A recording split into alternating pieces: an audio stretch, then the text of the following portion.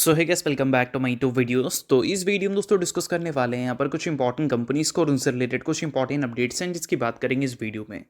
तो चलिए दोस्तों वीडियो की शुरुआत करते हैं। सबसे पहली कंपनी की बात करते हैं। पहली कंपनी का नाम है एम्बर इंटरप्राइजेस लिमिटेड। बट इसको डिस्कस करने से पहले दोस्तों अगर आपने अभी तक चैनल को सब्सक्राइब नहीं किया है तो चैनल को सब्सक्राइब करके बेल आइकन को प्रेस कर लो और सभी रजिस्टर्ड टेलीग्राम चैनल को भी ज्वाइन कर लो जिसका लिंक आपको डिस्क्रिप्शन में देखने को मिल जाएगा। और एक डिस्क्लेमर भी है, जो भी कंपनी से रिलेटेड न्यूज़ एंड अपडेट्स हम लोग कवर करेंगे वो सारी न्यूज़ एंड अपडेट्स सिर्फ और सिर्फ एजुकेशन पर्पस के लिए है, सीखने के लिए है।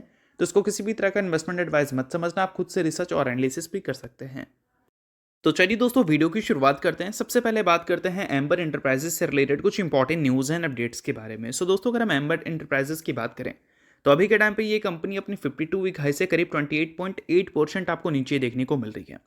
और साथ में इस कंपनी को इसके पीयर्स से अगर हम कंपैरिजन करें तो पीयर्स में जो कंपनी है वो आपको LG इलेक्ट्रॉनिक्स देखने को मिलती है, वोल्टास देखने को मिलती है, ब्लू स्टार देखने को मिलती है। और जितनी भी कंपनी है सभी आपको डबल डिजिट में नीचे देखने को मिल रही है अपने 52 वीक हाई से। बट इसमें गिरावट सबसे ज़्यादा जो देखने को मिल रहा है वो ब्लू स्टार में दिख रहा है, फिर आपको वोल्टास में दिख रहा है, फिर आपको LG में देखने को एम्बर इंटरप्राइजेस में देखने को मिल रहा है। बट जब हम बात करते हैं दोस्तों वैल्यूएशन पॉइंट ऑफ व्यू से तो अभी के टाइम पे पी अगर देखोगे तो एम्बर इंटरप्राइजेस का पी 105 का देखने को मिलता है और बाकी कंपनी का जो पी है वो भी एक्सपेंसिव है। बट इसके कंपैरिजन में अगर देखोगे तो काफ़ी कम हमें देखने को मिल रही है। बट सबसे इंटरेस्टिंग बात यहाँ पर यह है कि बड़े वैल्यूएशंस होने के बावजूद भी मार्केट ने इस कंपनी को उतना ज़्यादा नहीं तोड़ा है जितना पिटाई हमें बाकी कंपनीज में देखने को मिली है, लाइक डिक्सन टेक्नोलॉजीज लिमिटेड।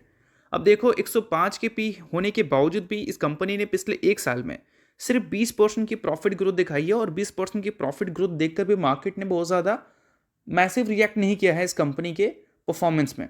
ठीक है। और साथ में अगर हम एफ के इंटरेस्ट की बात करें तो एफ ने रिसेंटली जितनी भी AMS कंपनी है मैक्सिमम कंपनीज में काफ़ी एग्रेसिवली बोल सकते हैं सेलिंग की है। बट उसमें अगर हम एम्बर इंटरप्राइजेस को देखें तो यहाँ पर सेलिंग का नंबर आपको काफ़ी ज़्यादा कम देखने को मिलता है।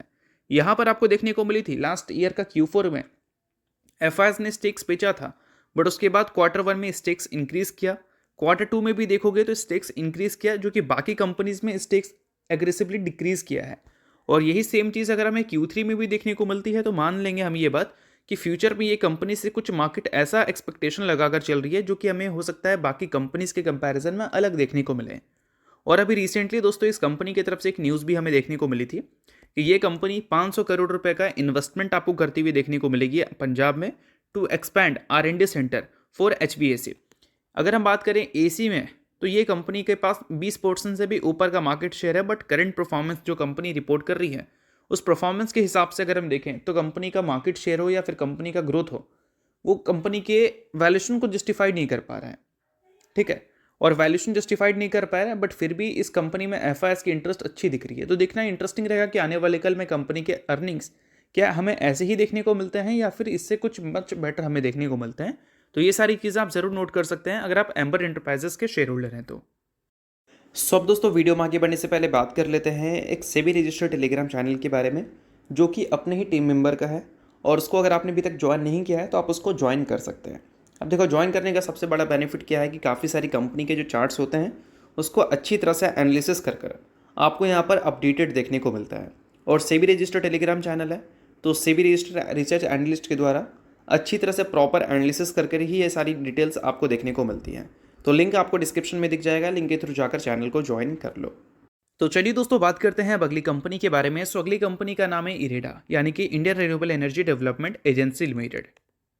सो दोस्तों अगर हम इरेडा की बात करें तो आप सभी को पता है रिन्यूएबल सेक्टर में ये कंपनी फाइनेंसिंग का एक रोल बड़ा प्ले कर रही है।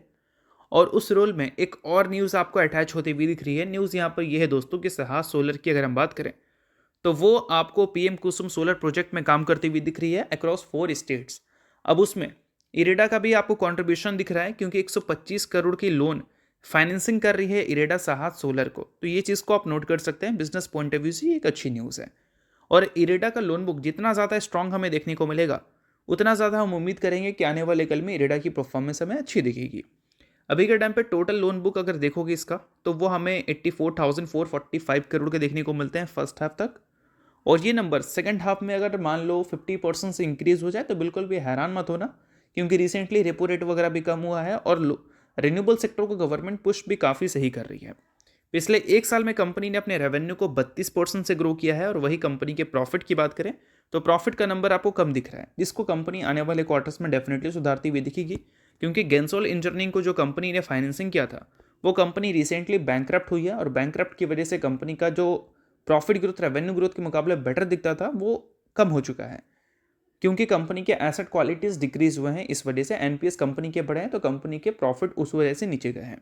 बट इसको आने वाले क्वार्टर्स में कंपनी रिकवर करने की कोशिश करेगी और रिकवर कर लेती है तो बिल्कुल भी हैरान मत होना, क्योंकि जनरली क्या है कि ये कंपनी के प्रॉफिट ग्रोथ रेवेन्यू ग्रोथ के कंपैरिजन में काफ़ी बेटर ही हमें देखने को मिले हैं। और साथ में दोस्तों अगर हम बात करें इस कंपनी के शेयर होल्डिंग पैटर्न के बारे में तो अभी रिसेंटली एफआईएस ने अपनी स्टेक्स को रिड्यूस किया है, डीआईएस ने भी अपनी स्टेक्स को रिड्यूस किया है। ये कंपनी अच्छे अर्निंग्स होने के बावजूद भी एफआईएस और डीआईएस को उतना ज़्यादा अट्रैक्ट इसलिए नहीं कर पा रही है क्योंकि सबसे पहली बात यह है कि रिन्यूएबल सेक्टर में फाइनेंसिंग का रोल सिर्फ इस कंपनी का नहीं है। पहले ये कंपनी काफ़ी अच्छा मार्केट ले रखी थी, नए नए प्लेयर्स की भी एंट्री हमें देखने को मिली। टाटा पावर ने पंजाब बैंक के साथ बोल सकते हैं पार्टनरशिप कर फाइनेंसिंग के रोल में एंट्री लिया। उसके बाद हमें कई सारे बैंक्स की भी एंट्री देखने को मिली। कोई मोनोपोली बिजनेस नहीं है ये, एक तरह से देखा जाए तो मोनोपोली रहता तो मार्केट बहुत अच्छा अट्रैक्टिव वैल्यूएशन इस कंपनी को दे सकती थी।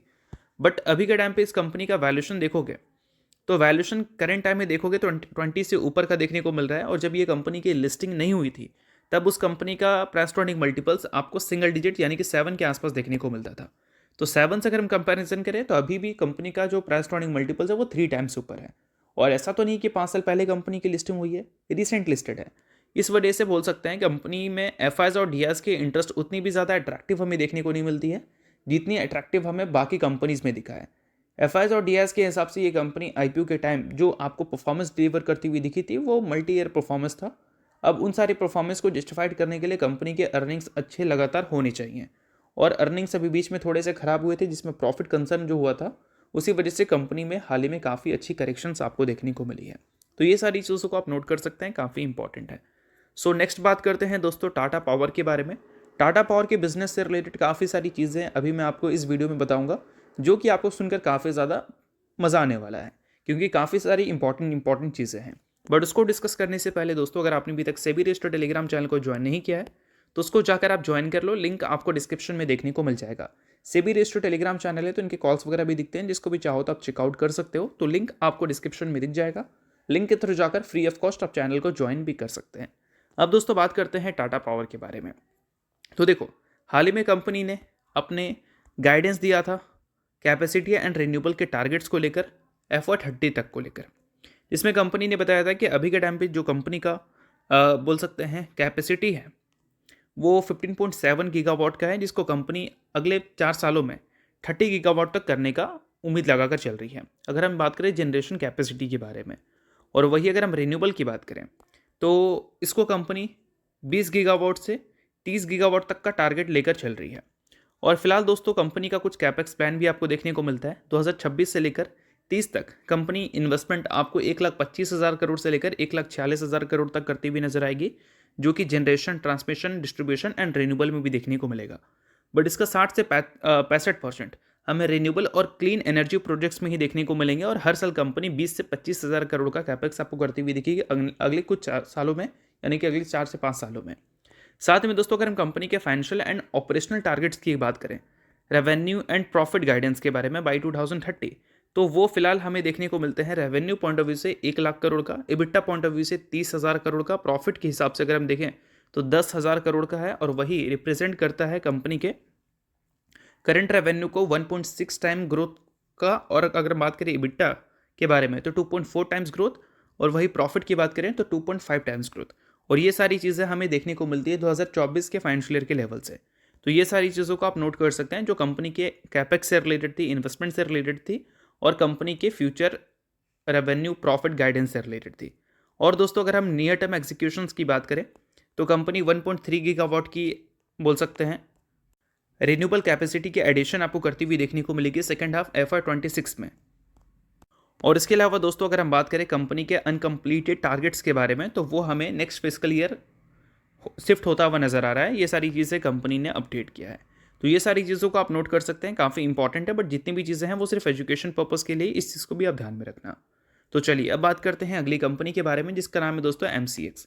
रिसेंटली दोस्तों कंपनी ने फर्स्ट एवर 1:5 के रेशो में स्प्लिट अनाउंसमेंट किया था, जिसका कंपनी ने रिकॉर्ड डेट सेट कर दिया है, जो कि है 2 जनवरी का।